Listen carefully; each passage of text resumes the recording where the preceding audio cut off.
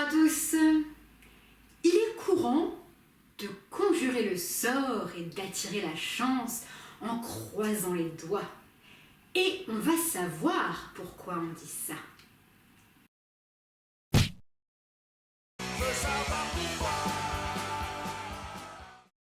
Qui n'a jamais croisé les doigts en espérant très fort que quelque chose se passe comme il le veut? Mais attention, pas derrière le dos. Ça c'est quand on ment qu'on croise les doigts derrière le dos. Cette superstition remonte à extrêmement loin puisqu'elle trouverait ses origines dans l'Antiquité. Pour croiser quelque chose, il faut disposer deux choses l'une sur l'autre pour former une croix. À cette époque, le point d'intersection de cette croix représentait une union parfaite qui rejetait les mauvais esprits. Lorsque deux personnes avaient un vœu commun à exaucer, elles se rencontraient et croisaient leur index, créant l'union parfaite au point d'intersection. Les mauvais esprits rejetés, elles avaient plus de chances de voir leurs vœux se réaliser.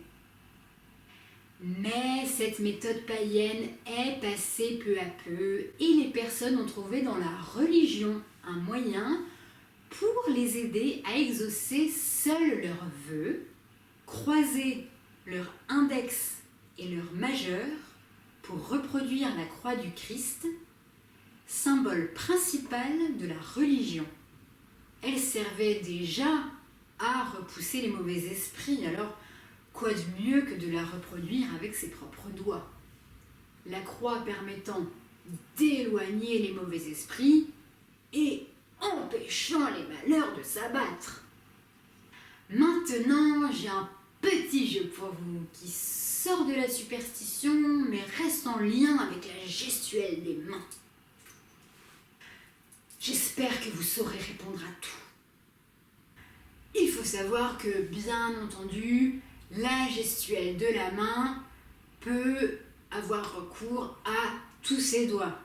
Ne serait-ce que pour faire un coucou où là, ils ont tous leur place. C'est parti!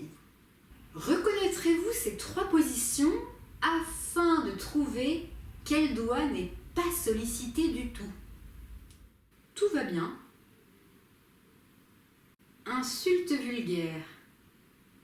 Salutation ou acquiescement à la cool.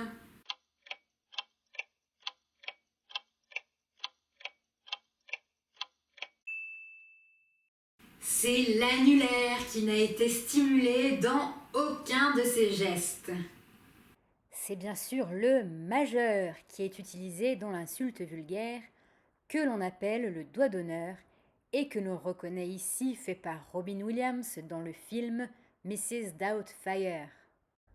Le pouce et l'index forment un rond mis en évidence, informant que tout va bien, comme nous le montre ici Oh Myung-hwa dans le film Ok Madame. Le pouce est l'auriculaire levé, avec la plupart du temps la main branlante.